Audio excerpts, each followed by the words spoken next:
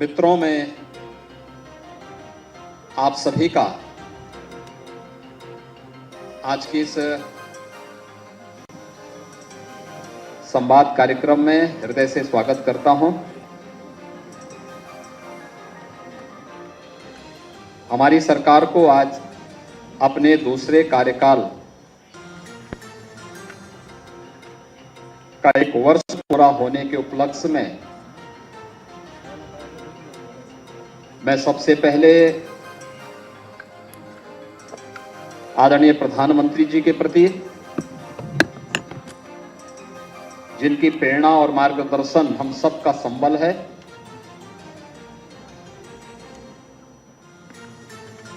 जिनके मार्गदर्शन में उत्तर प्रदेश ने देश और दुनिया में अपनी एक अलग और नई पहचान बनाई है। मैं इसके लिए आदरणीय प्रधानमंत्री जी के मार्गदर्शन के लिए हृदय से आभार व्यक्त करता हूं। मैं आभार व्यक्त करता हूं सभी केंद्रीय मंत्रिमंडल के माननीय मंत्रियों का,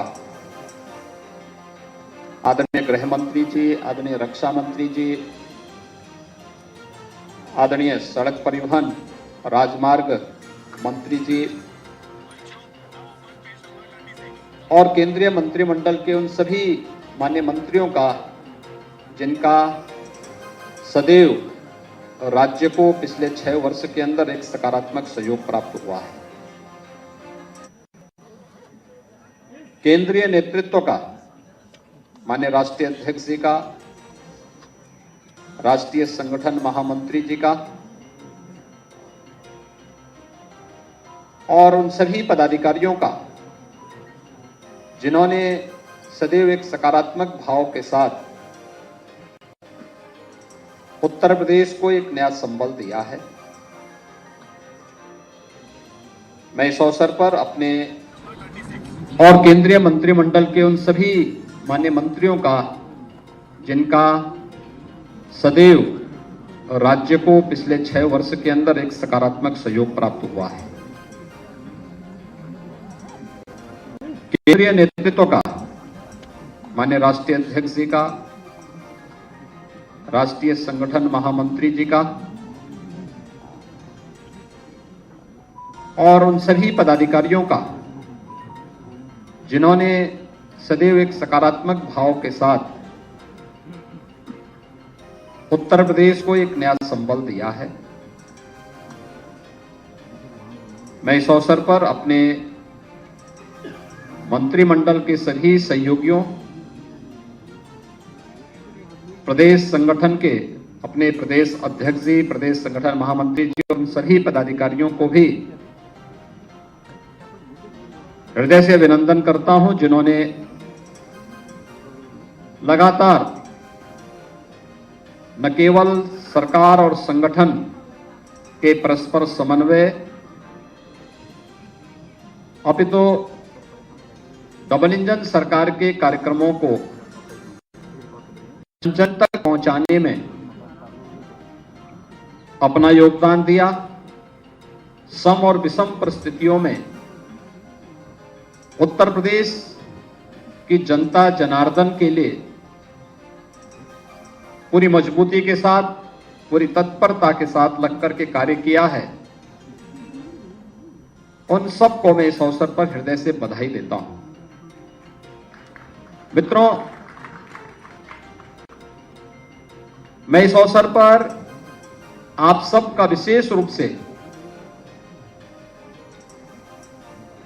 हृदय से अभिनंदन करता हूं कि आप सबने बहुत सकारात्मक भाव के साथ प्रदेश के अंदर हुए कार्यों को देश और दुनिया के सामने पहुंचाने का कार्य किया है। 6 वर्ष पहले उत्तर प्रदेश कहां था और इन 6 वर्षों के अंदर जो परिवर्तन हुआ है, वह परिवर्तन एक नए उत्तर प्रदेश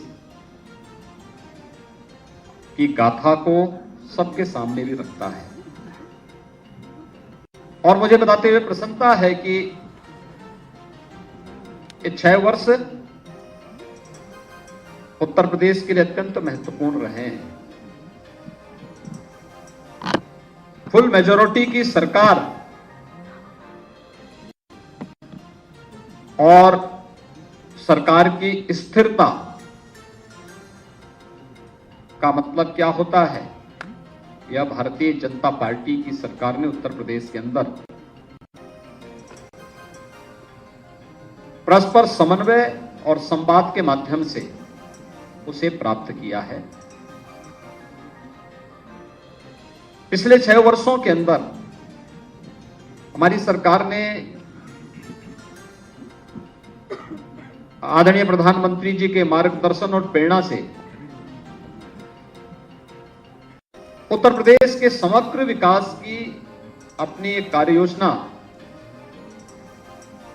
जो बनाई थी, पूरी ईमानदारी के साथ उसे लागू करने के लिए हर स्तर पर प्रयास किया। आज उसके परिणाम भी हम सबके सामने हैं। ये जो 10 सेक्टर हम लोगों ने इसके लिए चिन्हित किए, तो उत्तर प्रदेश के अंदर जो परंपरागत जाति, मत, मजहब, भ्रष्टाचार, परिवारवाद, इस सब के नाम पर जो राजनीति होती थी, इससे अलग हट करके उत्तर प्रदेश की पहचान, उत्तर प्रदेश के अनुरूप असीम संभावनाओं वाले प्रदेश के रूप में उत्तर प्रदेश की पहचान हो, उस रूप में उसे आगे बढ़ाने के लिए जो 10 सेक्टर चिन्हित हुए, उस पर हमारी पूरी टीम ने काम किया। ये 6 वर्ष में से मित्रों 3 वर्ष तो वैश्विक महामारी कोरोना से लड़ते हुए, जूझते हुए व्यतीत हुए, और उसी में हम लोगों ने राह भी निकाली। मुझे बताते हुए प्रसन्नता है कि उत्तर प्रदेश ने इस दौरान अनेक उपलब्धियां हासिल की। जो उत्तर प्रदेश जिसके बारे में कहा जाता था कि उत्तर प्रदेश में विकास नहीं हो सकता, विकास की कोई सोच नहीं है, आज वह आदरणीय प्रधानमंत्री जी की सभी फ्लैगशिप स्कीम में देश के अंदर नंबर 1 की दौड़ में है, नंबर 1 की यात्रा को आगे बढ़ा रहा है। ये वही उत्तर प्रदेश है जिसके बारे में लोगों की धारणा थी कि नहीं, वहां तो परिवारवाद है, वहां भ्रष्टाचार है, वहां हर दूसरे तीसरे दिन एक दंगा होता है। 6 वर्ष के अंदर उत्तर प्रदेश दंगा मुक्त हुआ। 6 वर्ष में उत्तर प्रदेश ने अपने इंफ्रास्ट्रक्चर को बेहतर किया है। देश के सबसे अच्छे इंफ्रास्ट्रक्चर वाले राज्यों में उत्तर प्रदेश की गिनती हो रही है। अपने युवाओं के बारे में एक बेहतरीन सोच को आगे बढ़ाने वाले राज्य के रूप में हो रही है, जहां सरकारी नौकरियों में पूरी ईमानदारी और पारदर्शिता तो रहेगी ही, लेकिन निजी क्षेत्र में भी नौकरी और रोजगार की ढेर सारी संभावनाओं को आगे बढ़ाने के लिए, ढेर सारी संभावनाओं को आगे बढ़ाने के लिए जो प्रयास हुए हैं डबल इंजन सरकार के द्वारा, उसके परिणाम भी हम सबके सामने हैं। आज आप देख सकते हैं उत्तर प्रदेश के अंदर 1 करोड़ से अधिक निराश्रित महिला, वृद्धावस्था पाने वाली, पेंशन पाने वाली महिलाओं, दिव्यांगजनों को 12,000 रुपए सालाना केवल पेंशन की सुविधा उत्तर प्रदेश वर्तमान में उपलब्ध करा रहा है।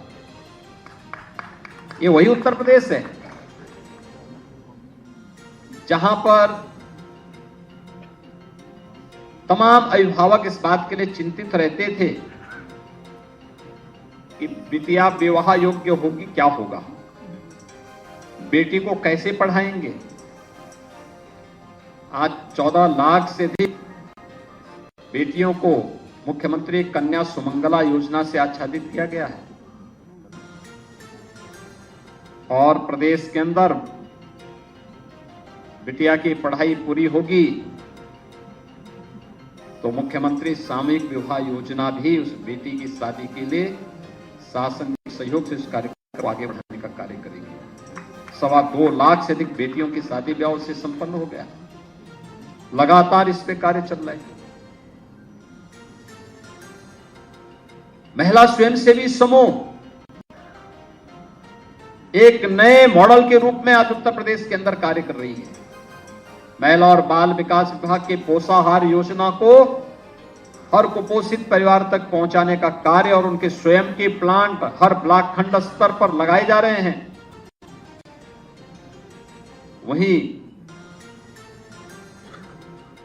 महिला सशक्तिकरण, स्वावलंबन और सम्मान के एक आदर्श के रूप में भी उत्तर प्रदेश आगे बढ़ा है। युवाओं को आसानी से नौकरी भी मिल सके, वे आर्थिक स्वावलंबन की ओर अग्रसर भी हो सके, उनके द्वारा स्वतः रोजगार को भी आगे बढ़ाने का प्रयास हो सके। उत्तर प्रदेश आज अपने एमएसएमई को जिस रूप में प्रमोट किया है, वन डिस्ट्रिक्ट वन प्रोडक्ट की योजना आज उत्तर प्रदेश में ही नहीं देश में और दुनिया में एक नई धूम मचा रहा है। विश्वकर्मा श्रम सम्मान उत्तर प्रदेश के हस्तशिल्पियों, कारीगरों को एक नई पहचान दिला रहा है। 2 करोड़ युवाओं को तकनीकी दृष्टि से हम सक्षम बना सके। टैबलेट और स्मार्टफोन देने वाला ये देश का पहला राज्य है जो अब तक 2 करोड़ युवाओं को ये सुविधा देने की कार्रवाई को आगे बढ़ाता है और 20 लाख से अधिक युवाओं को अब तक हम इस सुविधा का से लाभान्वित भी कर चुके हैं। आज मैं कह सकता हूं उत्तर प्रदेश के अंदर कोई जनपद ऐसा नहीं होगा जहां के युवाओं को सरकारी नौकरी न मिली हो और इसीलिए आदरणीय प्रधानमंत्री जी की प्रेरणा से मिशन रोजगार के अंतर्गत जब पूरी सिलेक्शन की पूरी प्रक्रिया संपन्न होती है तो हम स्वयं भी एक बार अवलोकन जरूर करते हैं कि भाई इसमें बताओ क्या उत्तर प्रदेश के हर जनपद के युवा हैं या नहीं है। आज वह भी तस्वीर हम सबके सामने देखने को मिलती है। हर जनपद के युवाओं को उसमें स्थान मिलता है, बिना भेदभाव के मिलता है और सम्मानजनक ढंग से हर तबके का युवा उत्तर प्रदेश के अंदर आकर के न केवल सरकारी नौकरी बल्कि आज निवेश के बेहतरीन गंतव्य के रूप में भी जिस स्थान को उसने आगे बढ़ाया है। करोड़ों युवाओं को नौकरी और रोजगार की संभावनाओं को आगे बढ़ाने में हमें मदद मिली। कोविड कालखंड में हर व्यक्ति इस बात को जानता है कि कैसे उत्तर प्रदेश की वन डिस्ट्रिक्ट वन प्रोडक्ट की प्रोग्राम ने, परियोजना ने आने वाले हर कामगार और श्रमिक के हाथों को कार्य दिया था, उन्हें बेरोजगार नहीं होने दिया था। विपत्ति के समय भी, चुनौती के समय भी कैसे कार्य होता है, उत्तर प्रदेश एक रोल मॉडल के रूप में प्रस्तुत हुआ था कि नहीं, हम करके दिखा सकते हैं, हम चुनौती का सामना हम करेंगे। उत्तर प्रदेश ने मानक भी प्रस्तुत किए। कानून व्यवस्था कैसे होनी चाहिए, उत्तर प्रदेश जैसे राज्य के बारे में लोग कहते थे यह संभव है, उत्तर प्रदेश की टीम ने उसे संभव बना दिया है। लेकिन इसके लिए प्रयास हुए। पुलिस की भर्ती पारदर्शी तरीके से संपन्न हो, यह उत्तर प्रदेश में हुआ। 1,64,000 से अधिक पुलिस की भर्ती की प्रक्रिया को पारदर्शी तरीके से संपन्न किया गया। न परिवारवाद न जातिवाद, उत्तर प्रदेश का हर नौजवान हमारे परिवार का हिस्सा है और उसे उत्तर प्रदेश के अंदर सरकारी नौकरी में जगह मिलनी ही चाहिए, यह भी करके दिखाया गया। पुलिस रिफॉर्म हो, इसके लिए प्रयास किए गए। 7 पुलिस कमिश्नरेट उत्तर प्रदेश के अंदर बने हैं, ये पहली बार देखने को मिल रहा होगा। उत्तर प्रदेश में हर तहसील स्तर पर फायर टेंडर की स्थापना हो, ये कार्य भी हुए। पुलिस की अवस्थापना सुविधाओं के कार्यक्रम को हम आगे बढ़ा सकें, यह भी आप हर पुलिस लाइन में आप चले जाइए, हर थाने में आप चले जाइए, आपको पुलिस कार्मिकों के लिए अच्छे बैरक बनते हुए दिखाई दे रहे होंगे या बन चुके हैं। साइबर थाना अपराध के बढ़ने के साथ हर रेंज स्तर पर और फिर हर जिले स्तर पर भी साइबर थाने की स्थापना हो, इस कार्यक्रम को भी बढ़ाया गया। हर रेंज स्तर पर फॉरेंसिक लैब की स्थापना हो। उत्तर प्रदेश में पुलिस की ट्रेनिंग की क्षमता को बढ़ाया जा सके, इसको 3 गुना भी इस दौरान हम लोगों ने करने में सफलता प्राप्त की। उत्तर प्रदेश में अपना स्वयं का साइबर और फॉरेंसिक इंस्टीट्यूट हो, उसकी स्थापना भी लखनऊ में हो रही है और इसी सत्र में हम उसमें पाठ्यक्रम भी प्रारंभ करने जा रहे हैं। उत्तर प्रदेश में एसडीआरएफ का गठन हो, जो किसी भी आपदा के दौरान उत्तर प्रदेश वासियों की सहायता करने के लिए और अगल बगल के राज्यों में भी दुर्भाग्य से अगर कोई दैवीय आपदा आती है, उस आपदा के दौरान सहयोग कर सके। उत्तर प्रदेश के अंदर उसके लिए भी 3 बटालियन का गठन हुआ। उत्तर प्रदेश के अंदर मृत प्राय हो चुकी पीएसी की 54 वाहिनियों को पुनर्गठन हो सके, यह भी किया गया। और उत्तर प्रदेश पुलिस बल में महिला कार्मिकों की संख्या बढ़े। आज आप देख सकते हैं पहले की तुलना में 1947 से 2017 के बीच में जितनी मुस्लिम जितनी भी वहां महिला कार्मिक थी, 10,000 से बढ़ा करके आज उनकी संख्या बढ़ करके महिला कार्मिकों की संख्या बढ़ करके आज वह लगभग 40,000 तक पहुंच रही है। 4 गुना ये संख्या बढ़ जाए, ये अपने आप में महिला सशक्तिकरण के उदाहरण भी प्रस्तुत करती है। उनकी ये सभी प्रकार की संभावनाओं को आगे बढ़ाता है। और यहां से जब कार्य प्रारंभ होता है, यहां पे सरकार में ही स्थिरता और स्थायित्व नहीं है, प्रशासन में भी अस्थायित्व है। पहली बार आपने वर्षों के बाद, दशकों के बाद देखा होगा, कोई जिलाधिकारी, कोई पुलिस अधीक्षक अपना पूरा टेन्योर पूरा कर रहा है जनपदों में, अन्यथा ताश के पत्तों की तरह फेंटे जाते थे सब। प्रशासन में स्थिरता नहीं होगी, शासन में स्थिरता नहीं होगी, हम कुछ भी परफॉर्म नहीं कर सकते। लेकिन डबल इंजन सरकार की ताकत है। आज शासन में स्थायित्व है तो प्रशासन को भी उस स्थायित्व का लाभ मिल रहा है और उसका अंततः लाभ उत्तर प्रदेश की 25 करोड़ जनता को प्राप्त हो रहा है।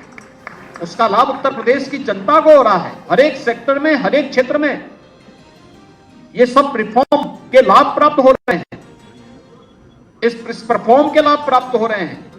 अकेले अन्नदाता किसानों के जीवन में परिवर्तन लाने के लिए डीबीटी के माध्यम से 3.5 लाख करोड़ रुपए से अधिक की धनराशि डीबीटी के माध्यम से अन्नदाता किसानों के खाते में गया है। और अगर कर्ज माफी की बात को मैं भी इसके साथ जोड़ दूं तो यह संख्या बढ़ करके 4 लाख करोड़ रुपए से ऊपर तक पहुंचती है। मित्रों, ये चीजें दिखाती हैं सरकार की प्राथमिकता जाति, मत, मजहब, क्षेत्र, भाषा नहीं। गांव है, गरीब है, किसान है, नौजवान है, महिलाएं हैं, समाज का प्रत्येक तबका है।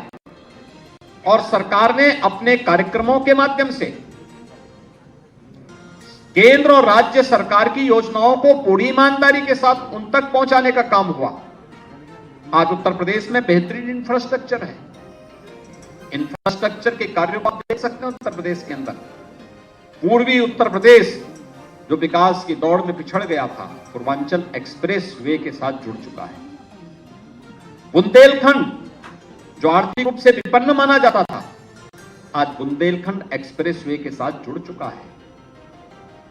पश्चिमी उत्तर प्रदेश को मध्य उत्तर प्रदेश और पूर्वी उत्तर प्रदेश से जोड़ने के लिए आज गंगा एक्सप्रेस वे पर कार्य युद्ध स्तर पर चल रहा है और मुझे लगता है कि अब तक हम लोग 12% से अधिक काम उस पर संपन्न कर चुके हैं। तेजी के साथ कार्य चल रहा है और हमारा प्रयास है कि प्रयागराज कुंभ 2025 के पहले पहले गंगा एक्सप्रेसवे का निर्माण पूरा हो और पश्चिमी उत्तर प्रदेश से आने वाले सभी श्रद्धालुओं को प्रयागराज कुंभ में आने का अवसर प्राप्त हो तो गंगा एक्सप्रेसवे उनके स्वागत के लिए तैयार हो जाए। आज उत्तर प्रदेश में एयर कनेक्टिविटी बेहतर, रोड कनेक्टिविटी बेहतर हुई है। इंटर स्टेट कनेक्टिविटी को 4 लेन के साथ जोड़ा गया। हर जिला मुख्यालय को 4 लेन के साथ जोड़ने की कार्रवाई या तो पूरी हो चुकी है या युद्ध स्तर पर चल रही है। हर जिला मुख्यालय को एक रिंग रोड से जोड़ा जाए जिससे सिटी के अंदर के अनावश्यक कंजेशन को दूर किया जा सके। आज उस पर भी उत्तर प्रदेश ने तेजी के साथ अपने कार्यक्रम को आगे बढ़ाया है। गांव-गांव की सड़क मार्गों को बेहतरीन करने का कार्य हुआ है और कार्यक्रम निरंतर आगे बढ़ रहे हैं। मेट्रो, देश के अंदर सबसे अधिक सिटी में यूपी के अंदर मेट्रो चल रही, 5 सिटी में चल रही है। छठी सिटी हमारी आगरा में कार्य चल रहा है, जिसे हमारा प्रयास है कि नवंबर-दिसंबर 2023 तक आगरा की मेट्रो के फर्स्ट फेज के कार्य को हम संपन्न करके उसे राष्ट्र को समर्पित करें। रैपिड रेल देश के अंदर पहला स्टेट है जहां पर राष्ट्रीय राजधानी से रैपिड रेल को जोड़ने की कार्रवाई हो रही है और वह लगभग पूरी हो चुकी है। अगले महीने तक आदरणीय प्रधानमंत्री जी के कर कमलों से उसे राष्ट्र को समर्पित करने का कार्य भी होगा। रैपिड रेल, आधुनिक पब्लिक ट्रांसपोर्ट की बेहतरीन सुविधा, ये उत्तर प्रदेश। एयर कनेक्टिविटी, जब 17 में हम लोग आए थे तो 2 एयरपोर्ट हमारी पूरी तरह क्रियाशील थे तो दो आंशिक थे। लखनऊ और वाराणसी ये क्रियाशील एयरपोर्ट थे, लेकिन गोरखपुर और आगरा आंशिक थे। आज हमारे पास 9 एयरपोर्ट पूरी तरह क्रियाशील हैं। 12 एयरपोर्ट पे हम वर्तमान में कार्य कर रहे हैं। इनमें से 5 को एयरपोर्ट अथॉरिटी ने एयर कनेक्टिविटी के साथ जोड़ने के साथ हमारे साथ एमओयू किया और अपनी सहमति भी दे दी है। अगले 1-2 महीने के अंदर हम वहां पे एयर कनेक्टिविटी के साथ उसे जोड़ देंगे। अगले 2 वर्ष के अंदर उत्तर प्रदेश 5 इंटरनेशनल एयरपोर्ट का पहला राज्य होगा देश के अंदर, जिनमें 3 वर्तमान में क्रियाशील है, 2 पे कार्य चल रहा है।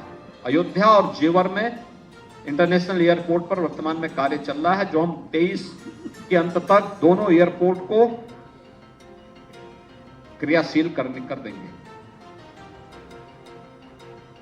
देश का पहला वाटरवे नंबर 1 ये यूपी के अंदर हल्दिया से वाराणसी के बीच में जुड़ चुका है। आदरणीय प्रधानमंत्री जी ने 13 जनवरी को दुनिया के सबसे लंबे रिवर क्रूज का उद्घाटन वाराणसी से डिब्रूगढ़ के लिए किया। यानी पूर्वी बंदरगाह से जो उत्तर प्रदेश को हमेशा इस बात का रहता था, मलाल रहता था कि हमारे पास किसी भी बंदरगाह से जुड़ने के लिए कोई माध्यम नहीं है। हमने अपनी पतित पावन नदियों को उसको माध्यम बनाया है और आज हम लोग पूर्वी बंदरगाह से सीधे सीधे जुड़ सकते हैं और पूर्वी बंदरगाह के साथ जुड़ते हुए आज वाराणसी से हल्दिया के बीच में वाटरवे प्रारंभ हो चुका है। प्रदेश सरकार इस दिशा में और अन्य क्षेत्रों में अन्य सेक्टर को भी तलाश रही है, जहां पर कार्गो की बेहतरीन फैसिलिटी हम जिसके माध्यम से दे सके। हम वहां पर अन्य तमाम सुविधाओं से युक्त सुविधाएं दे रहे हैं जिससे किसान के उत्पाद को हम वैश्विक बाजार तक पहुंचाने में हमें सफलता प्राप्त हो सके, ये सभी कार्यक्रम इसके साथ जुड़ रहे हैं। मित्रों, पिछले 6 वर्ष के अंदर उत्तर प्रदेश ने सचमुच अपना परसेप्शन बदला है। आज उत्तर प्रदेश के बारे में कोई नेगेटिव टिप्पणी नहीं करता, नकारात्मक नहीं सोचता। आज उत्तर प्रदेश का नाम सुनते ही लोगों के चेहरे पे एक नई चमक आती है, बाहर के लोगों के मन में एक चमक आती है। और नहीं तो 6 वर्ष पहले तक उत्तर प्रदेश का नाम सुनने पर लोग बड़ी संदेह और की दृष्टि देखते थे। ये जो परसेप्शन चेंज हुआ है, मैं मानता हूं ये हमारी सरकार की, डबल इंजन सरकार की सबसे बड़ी उपलब्धियों में से एक है। हमारे नौजवानों के सामने पहचान का संकट आज के दिन पे नहीं है। हमारे नौजवानों के सामने किसी भी प्रकार का कोई अपनी पहचान को छुपाने का आज उनके सामने किसी प्रकार का कोई संकट नहीं आ सकता। आज वे जहां भी जाएंगे लोग बड़े सम्मान के साथ उन्हें उनकी योग्यता और उनकी क्षमता के अनुरूप उत्तर प्रदेश अपने अपने राज्यों में, अपने अपने देशों में कार्य देने को तैयार है। लेकिन उत्तर प्रदेश स्वयं ही तैयार हो चुका है।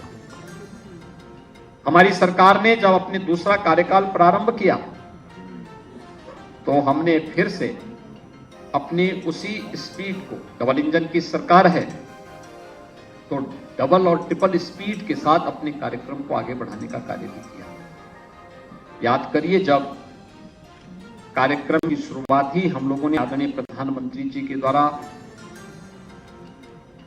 80,000 करोड़ रुपए की परियोजनाओं के ग्राउंड ब्रेकिंग के कार्यक्रम के साथ इस अभियान को शुरुआत किया था।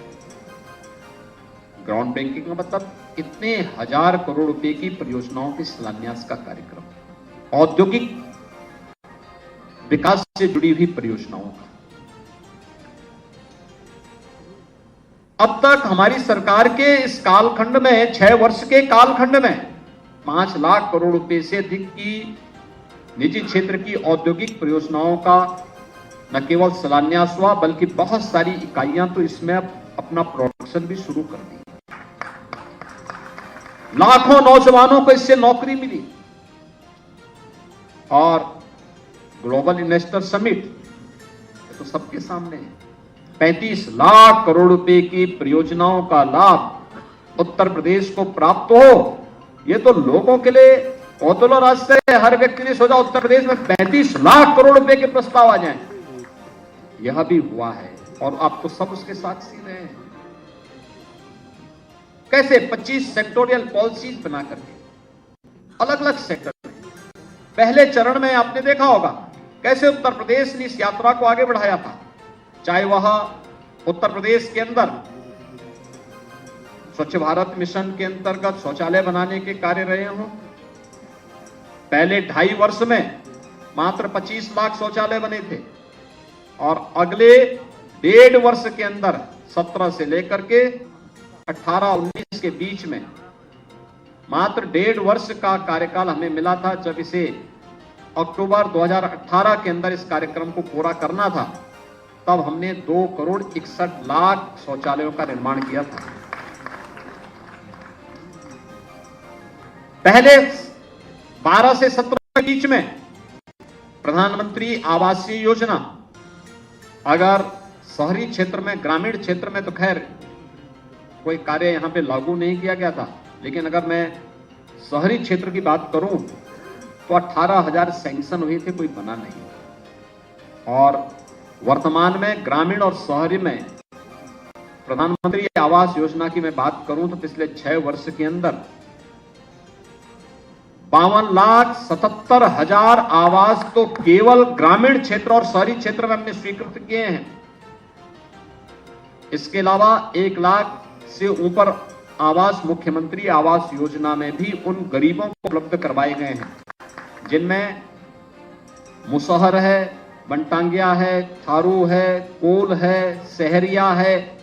इन सभी जातियों से जुड़े हुए लोग हैं जिनकी वाइस कम थी, जिन तक शासन की योजनाएं आजादी के 70 वर्षों तक नहीं पहुंच पाई थी, उन तक पहुंचाने का काम भी सफलतापूर्वक किया गया। विद्युत आपूर्ति की वीआईपी कल्चर की व्यवस्था को समाप्त किया गया और प्रदेश के सभी 75 जनपदों में ग्रामीण और शहरी क्षेत्र में समान रूप से विद्युत की आपूर्ति भी की गई। ये आपने देखा होगा, अर्थव्यवस्था में उत्तर प्रदेश जो छठे स्थान पर था, आज मित्रों मुझे बताते हुए प्रसन्न, केवल 500 रुपया आज मित्रों उसे बढ़ा करके 31 लाख निराश्रित महिलाओं को आज इस सुविधा का लाभ प्राप्त हो रहा है और पेंशन की राशि को भी डबल किया गया है।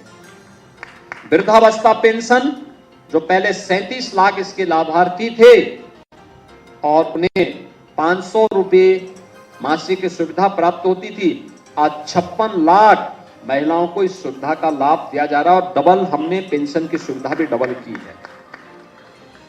बेरोजगारी की दर उत्तर प्रदेश के अंदर 2016 में जो 18% थी, आज वो घट करके लगभग 3 और 4 के बीच में है। ये चीजें दिखाती हैं उत्तर प्रदेश के अंदर रोजगार की संभावनाएं बढ़ी हैं और हर एक सेक्टर में उत्तर प्रदेश आगे बढ़ा है। उत्तर प्रदेश के अंदर अगर आप देखेंगे 7 से लेके 17 के बीच 10 वर्षों में जितना गन्ना मूल्य का भुगतान हुआ, हम लोगों ने 6 वर्ष में उससे डबल गन्ना मूल्य का भुगतान किया है। और मुझे बताते हुए प्रसन्नता है कि हमारी सरकार अब तक 2,02,000 करोड़ रुपए से अधिक का गन्ना मूल्य का भुगतान कर चुकी है। अगर धान और गेहूं के क्रय में ही देखें, 17 के पहले कोई प्रोक्योरमेंट की पॉलिसी नहीं थी, दलाल और एजेंट के माध्यम से ये सब खरीदे जाते थे। हमारी सरकार ने मीडिएटर की व्यवस्था समाप्त की। अगर धान क्रय का आप देखेंगे तो इससे पहले 12 से 17 के बीच में मात्र 123 लाख मीट्रिक टन धान का क्रय बिचौलियों के माध्यम से हुआ था, जिसमें से मात्र 17,190 करोड़ रुपए किसान के पास गए, किसान को दिए गए थे, यानी बिचौलियों को उपलब्ध कराए गए थे, उनके माध्यम से किसान के पास गए, यानी सही दाम किसान को नहीं मिले। लेकिन 17 से लेकर अब तक अगर आप देखेंगे तो 344 यानी 345 लाख मीट्रिक टन धान का क्रय हुआ और जिसमें लगभग 64,000 करोड़ रुपए का भुगतान सीधे सीधे अन्नदाता किसानों के खाते में गया। डीबीटी के माध्यम से इस धनराशि को उपलब्ध करवाने का कार्य हुआ। ऐसे ही गेहूं के मामले में आप देखेंगे कि 12 से 17 के बीच कुल 94 लाख मीट्रिक टन गेहूं का क्रय हुआ, वह भी बिचौलियों के माध्यम से, और 12,800 करोड़ रुपए का भुगतान 12 से 17 के बीच में बिचौलियों को हुआ, फिर बिचौलियों ने किसान तक पहुंचाया होगा। लेकिन 17 से लेकर के 23 के बीच में हम लोगों ने अब तक 219 लाख मीट्रिक टन गेहूं का खरीद किया, 40,159 करोड़ रुपए का भुगतान डीबीटी के माध्यम से अन्नदाता किसान के खाते में किया है। किसान यानी किसी भी सेक्टर में आज उत्तर प्रदेश इथेनॉल उत्पादन का देश का नंबर 1 राज्य है। देश के अंदर 118 करोड़ लीटर इथेनॉल का उत्पादन उत्तर प्रदेश आज कर रहा है और 1 डिस्ट्रिक्ट 1 मेडिकल कॉलेज की तरह हम बढ़ चुके हैं। आज मुझे बताते हुए प्रसन्नता है, उत्तर प्रदेश के सभी 75 जनपदों में मेडिकल कॉलेज का निर्माण या तो हो चुका है या निर्माणाधीन है, या फिर 3-4 जिले जो बचे हैं इन जनपदों में भी वो प्रक्रिया को हम लगभग फाइनल रूप दे चुके हैं। बहुत शीघ्र उत्तर प्रदेश के सभी 75 जनपदों में एक मेडिकल कॉलेज जरूर होगा। हर कमिश्नरी स्तर पर एक विश्वविद्यालय। और मेरी सरकार को यह सौभाग्य प्राप्त हुआ है कि उत्तर प्रदेश के युवाओं के सपने को एक नई उड़ान देने के लिए उत्तर प्रदेश सरकार ने अनेक विश्वविद्यालय बनाए। सदैव अटल जी के नाम पे अटल बिहारी वाजपेयी मेडिकल यूनिवर्सिटी, मां शाकंभरी के नाम पर एक स्टेट यूनिवर्सिटी सहारनपुर में, एक यूनिवर्सिटी राजा महेंद्र प्रताप सिंह जी जो देश की आजादी के एक महानायक थे, उनके नाम पर एक राज्य विश्वविद्यालय का निर्माण अलीगढ़ में हो रहा है। एक राज्य विश्वविद्यालय का निर्माण आजमगढ़ में महाराज सुहेलदेव के नाम पर चल रहा है। ये चारों विश्वविद्यालय को हम लोग क्रियाशील कर चुके हैं। इनके अपने भवन के निर्माण कार्य युद्ध स्तर पर चल रहे हैं। महायोगी गुरु गोरक्षनाथ के नाम पे आयुष विश्वविद्यालय गोरखपुर में निर्माण कार्य युद्ध स्तर पर चल रहा है। डॉक्टर राजेंद्र प्रसाद जी के नाम पर नेशनल लॉ यूनिवर्सिटी प्रयागराज में सैंक्शन की गई है, जहां एक विश्वविद्यालय आज वर्तमान में प्रदेश सरकार ने स्वीकृत किए हैं। वर्तमान के बजट में 23-24 के बजट में भी हमने 4 नए विश्वविद्यालय स्वीकृत किए हैं, जो हमारे अनसेचुरेटेड कमिश्नरी थी, जहां पे कोई राज्य विश्वविद्यालय नहीं था। इसमें मां विंध्यवासिनी के धाम में मां विंध्यवासिनी के नाम पे एक विश्वविद्यालय, मां पाटेश्वरी के धाम देवीपाटन मंडल में एक विश्वविद्यालय और मुरादाबाद मंडल में एक विश्वविद्यालय की स्वीकृति भी दी, और कुशीनगर में महात्मा बुद्ध के नाम पर एक नए विश्वविद्यालय की स्वीकृति भी इस बार के बजट में यहां पर सरकार के द्वारा वहां पर उन जनपद, उन राज्यों, उन सभी कमिश्नरी के लिए भी ये सब सुविधा उपलब्ध करवाई गई। फार्मेसी के सेक्टर में भी बहुत सारे कार्य वर्तमान में